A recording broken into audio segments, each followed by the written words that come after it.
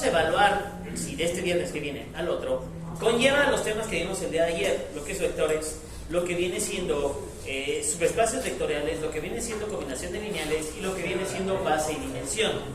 Y decidí cambiarle parte de lo que es cambio de base. Para entrar a lo que es cambio de base, necesito de introducirlos en un nuevo concepto. Todos sabemos lo siguiente. ¿Qué es esa ecuación de ahí? Es una ecuación de combinación lineal. Eso quiere decir que cada base que nosotros podamos construir es realmente una combinación lineal de los vectores resultantes del espacio que yo pueda de alguna manera plasmar. ¿Qué es eso? Y como lo hemos platicado. Si tengo un sistema de 2 dimensiones, ¿cuántos son los vectores mínimos para poder hacer ese espacio dimensional? 2. Si tengo un espacio dimensional de 3, ¿cuántos serían los vectores? 3. Y nosotros tenemos tres tipos de solución. Número 1, que en la combinación lineal me dio una solución única. ¿Qué quiere decir esto? Que el sistema es un sistema linealmente independiente. Y por lo tanto, solamente tengo un número definido de constantes que me van a dar esa combinación. Número 2, que yo tenga una infinidad de soluciones. ¿Qué quiere decir esto? Que yo voy a tener un sistema linealmente dependiente. Y tercer caso, que no tenga solución. Que no tenga solución. ¿Y cómo sabes que no tiene solución? Bueno, me voy a mi Gauss-Jordan o a mi dimensión gaussiana. ¿Y qué ocurre ahí? Si alguno de los renglones se hace 0, pero me queda alguna constante, no tiene solución.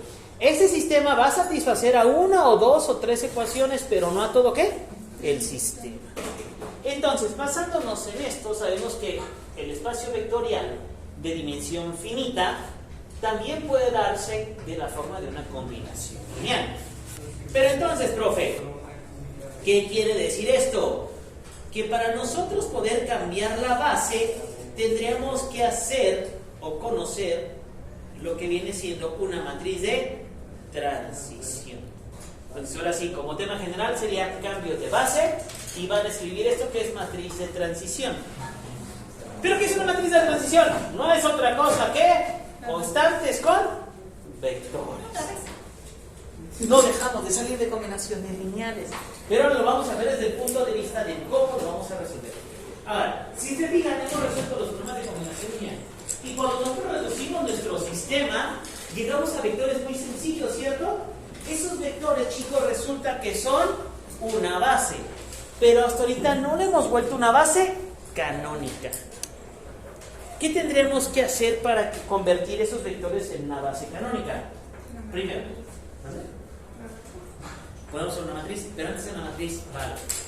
Si se fijan, I y J son vectores ¿de qué dimensión? De 2 dimensiones. ¿Qué ángulo forman entre ellos? 90.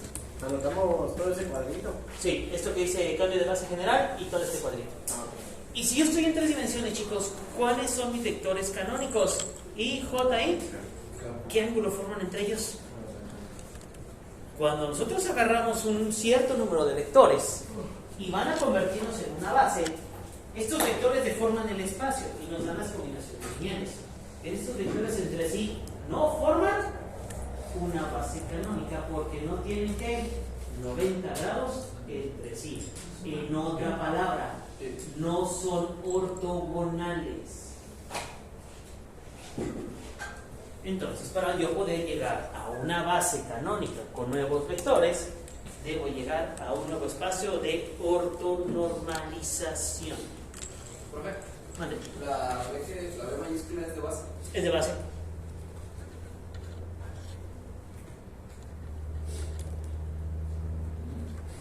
Entonces, ¿qué significa ortonormalización? Orto de 90 grados y normalización, que esos vectores, ¿cuánto valen? 1. Son vectores unitarios. En muchas partes de la matemática, cuando se habla de normalización, es que el vector tenga la magnitud de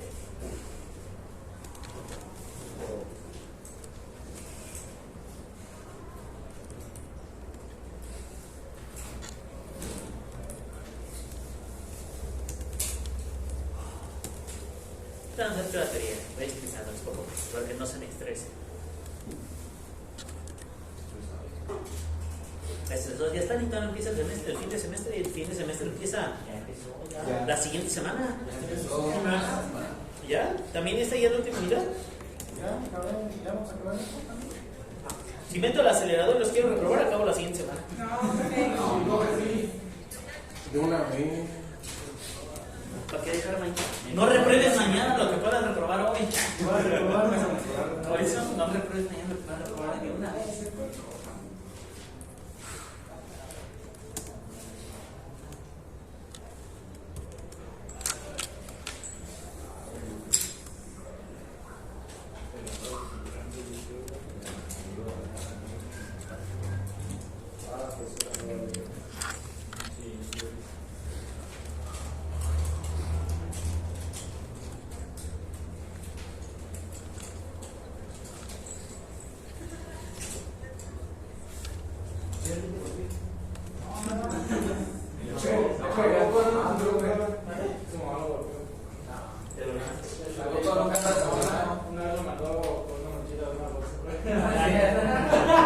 Lo mandaba a Sofía y se quedó más máquina. Así te hacen portar. Dirían todas las mamás y hacen todo lo que hacen por tu bien. Ya está quedando más tuya ahí. ¿Mande? Ya por eso está quedando.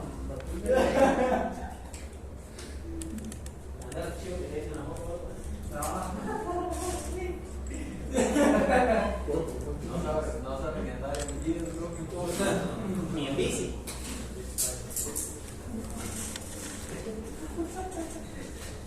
Ya se ahorita nada más vemos pelatería, el día de mañana nos desatamos ahí con un montón de ejercicios. Mañana. Profe, ¿qué tal que mañana salimos todos y explota el mundo y morimos? Nuevo eje que está dentro del mismo sistema en 3 dimensiones, pero que a la vez lo estoy viendo de diferente punto y me está ubicando o me está haciendo el mismo número de ¿qué? De vectores. Entonces por eso cuando hacen la cámara para atrás, normalmente los que tienden a mover mucho el joystick y ya está calientita la consola, que entiende a ver un poquito de lag, ¿cierto? Como que se da pausitas. ¿Qué está ocurriendo? El procesador no alcanza a generar todos los cambios de base de la cámara por el que se está observando del sistema. ¿En cuánto? En 3 dimensiones.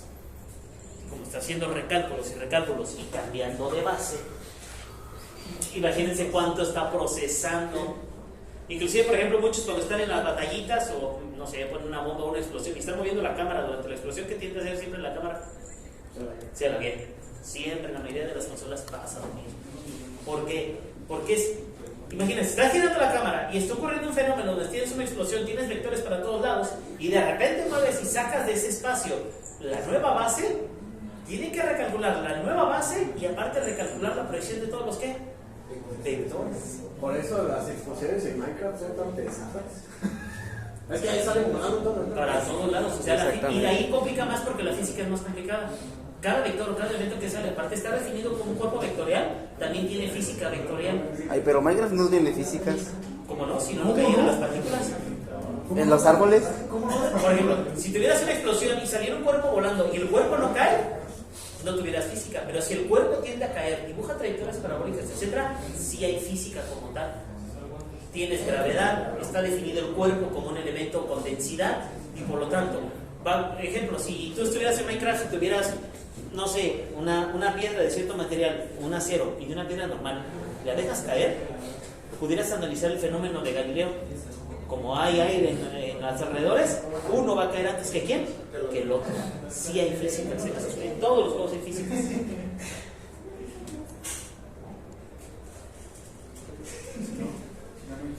Ahora sí, siguiente tema, bases ortonormales. ¿Qué significa ortonormal? Ortonormal es que estos elementos, estos vectores, forman 90 grados entre sí y aparte son unitarios.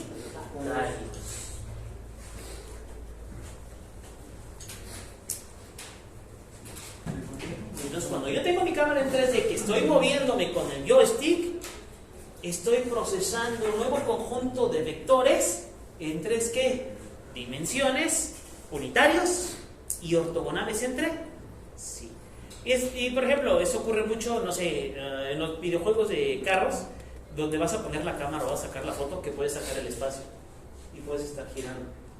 El mundo 3D ya está definido y el elemento ya también está definido, pero la cámara no está en el mismo margen de referencia. Es otra ¿qué? Otra base, donde al momento de yo girarla estoy generando el mismo espacio pero con otros vectores base. En el Smash. Oh, Y ahí se puede mover. ¿se puede mover en profundidad? No, en 3D.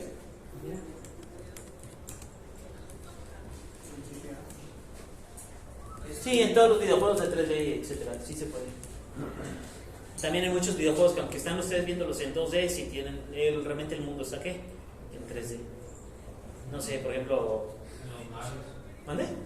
Por ejemplo los Marios.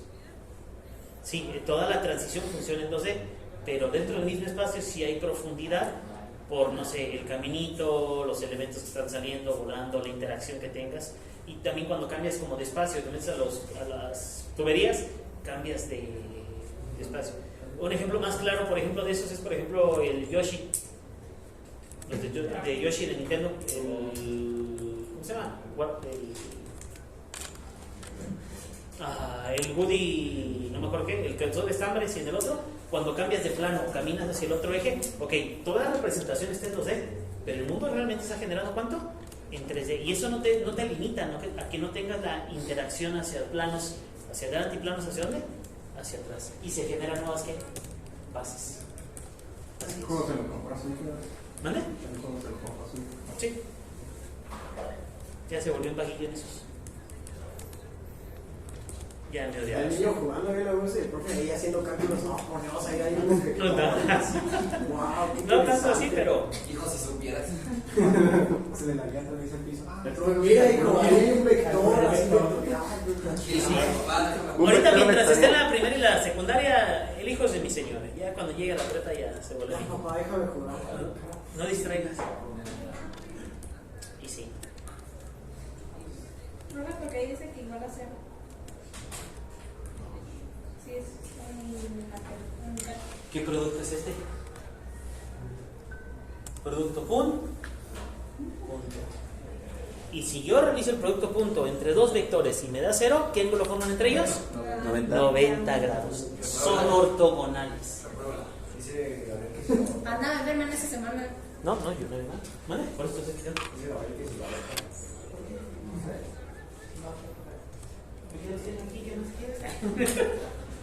Trato igualitario. Ah.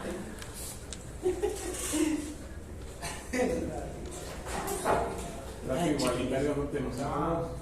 ¿Mande? No, por eso aquí están en clase. Estoy para ustedes. Ahora observemos. Eso quiere decir que si los vectores son ortogonales, o sea que forman 90 grados entre sí, el producto punto ¿cuánto va a ser? 0.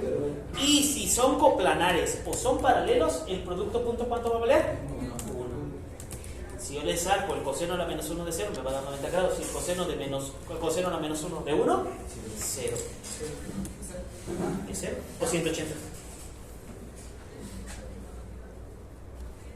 Y con esto, si solo se satisface la primera condición, se dice que el conjunto es ¿qué? Ortogonal. Entonces, podemos generar una nueva base de vectores que sean ortogonales y aparte que sean ortonormales. ¿Qué significa ortonormal? Que está normalizado el vector. En otras palabras, es un vector unitario. De aquí en adelante, siempre que escuchen, voy a normalizar un vector, es simplemente sacar el vector ¿qué? Unitario. ¿Qué característica tiene el vector unitario? De todo el espacio, o de las características del vector, nada más tiene su dirección y su sentido, y no la magnitud.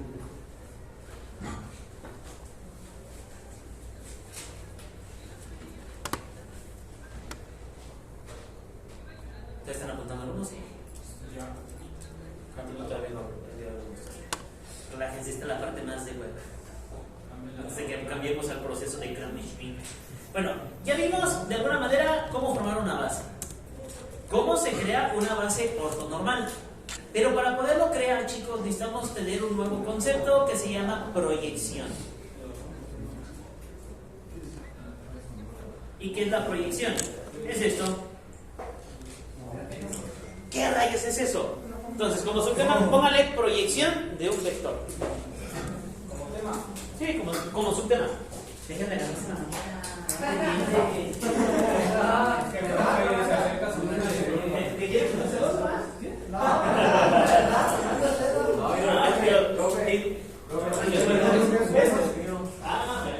Subtema. Proyección de un vector. Proyección de vectores. Sí, pero se las voy a explicar. Proy significa proyección del vector U sobre el vector V. Quiere decir ahora que con esta ecuación yo voy a proyectar componentes de vectores sobre otro vector. ¿Qué significa esto? Significa que si yo tengo un espacio tridimensional, yo tengo un vector, nosotros sabemos que las proyecciones son las componentes con la base canónica. Si yo tuviera un vector desde el origen hasta aquella esquina, ¿dónde estaría la componente de X? De ese lado. ¿Dónde estaría la componente de Y? De ese lado. ¿Y la componente de Z? En el otro eje, ¿cierto? Pero si yo cambio de espacio y utilizo una nueva base, ¿con quién lo voy a proyectar?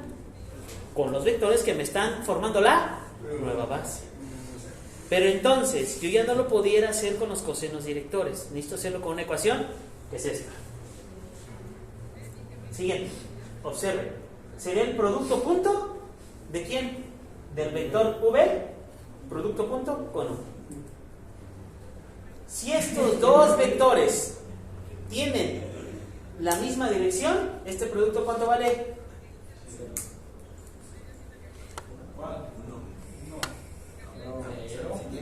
¿Hacia la misma dirección? Vale 1. ¿Cierto? Esto valdría 1. Si tiene 90 grados, ¿cuánto valdría este producto? 0. 0. Y observen ahora, lo voy a multiplicar ¿por quién? Por V. Eso quiere decir aquí lo siguiente, que este es el vector que yo tengo en el espacio y lo voy a proyectar sobre el vector ¿qué? V. Y abajo lo voy a dividir entre la magnitud de ¿quién? De V. ¿Y qué era la magnitud? Es una medida. ¿Cuánto mide? ¿Esa cantidad de ahí qué es? ¿Es un vector o es un escalar? Es un escalar. Fíjense, tenemos un escalar, entre un escalar me va a dar ¿qué? Un escalar. ¿Por el vector qué me va a dar? Magnitud. Un vector, pero sería una combinación lineal. Esto de aquí, chicos, es una constante. ¿Por un qué? Vector. En otras palabras, estoy sacando la combinación lineal de este vector respecto a este vector.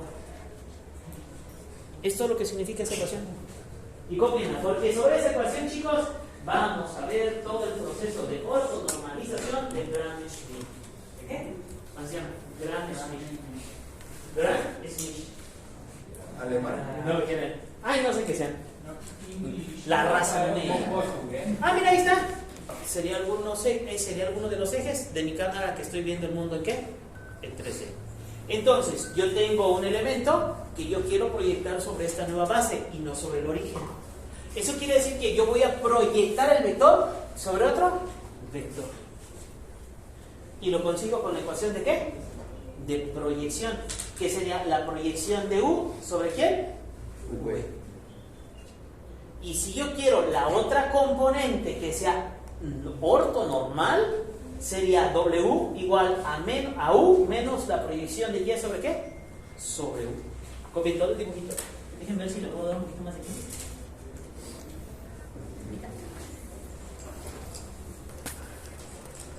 Déjenme buscar lo de Gram-Schmidt.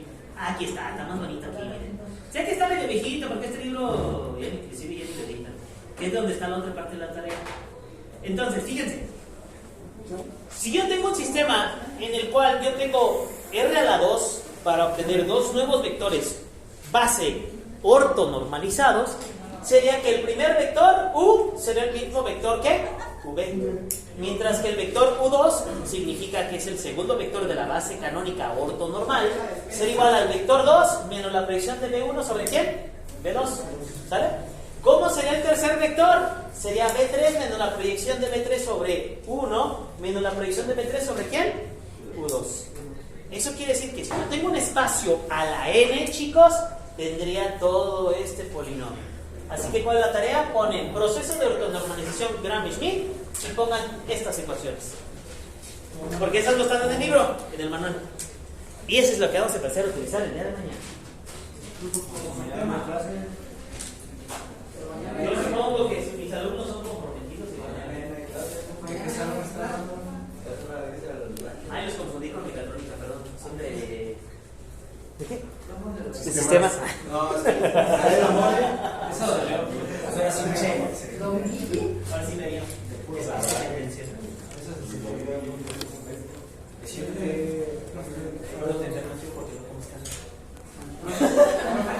¿De R a la qué? A las 6. Si tengo un sistema de ecuaciones, no sé, de 20 ecuaciones con 20 incógnitas, ¿es un R a la qué? A la 20. Entonces, teóricamente sí existiría. Teóricamente sí existe. Así es. Inclusive, tú puedes formar una ecuación con n número de variables independientes. Por ejemplo, si yo tuviera la trayectoria de un cuerpo en 3 dimensiones, ¿cuáles serían las variables independientes de esa trayectoria de ese cuerpo en 3 dimensiones? ¿Cuáles serían? No. ¿Cuál sería qué? ¿Cuál sería la variable independiente de que yo agarre, por ejemplo, el bote y lo aviente? Y este es un sistema de 3 dimensiones. Soy un espacio vectorial de 3 dimensiones. Ahí va, la agarras, Alex. Que la agarre. ¿Qué tipo de curva hizo el cuerpo? Parábola. Una parábola. ¿Pero en cuántas dimensiones? En 3. En 3. Porque si yo lo veo desde arriba, dibujo una línea recta. Pero si lo veo desde este plano y de este plano, son parábolas. ¿Ok? Pero ¿qué creen? X y Y y Z no son las variables independientes. Es el tiempo. Es nuestro parámetro. Es un sistema linealmente dependiente. Porque el cuerpo no se movió en función de X, Y, Z. Fue un resultado del tiempo en el espacio. Estamos hablando de un sistema de R a la 4. Ay, no, profe. Ya, corre reflexión. Exactamente. Algo parecido. No es que realmente es una cuarta dimensión, sino que se refiere a que, por así decirlo, la posición del objeto realmente no va a depender de X, Y, Z. La posición de X, Y, Z realmente depende de ¿quién? Del tiempo. Y si yo dibujara esa expresión, lo voy a hacer así, para recordaros un poco. Si yo tengo Y, ¿a qué es igual Y? Es igual a F de quién? De X. Pero si yo tengo a Z, chicos, ¿a quién es igual? A F de X, ¿qué? Y. Por lo tanto, si yo tengo a W, sería de F de X, Y. Exactamente. Yo puedo tener, no sé, voy a poner ejemplo alfa y que sea una función de X, Y, Z, W y aparte T.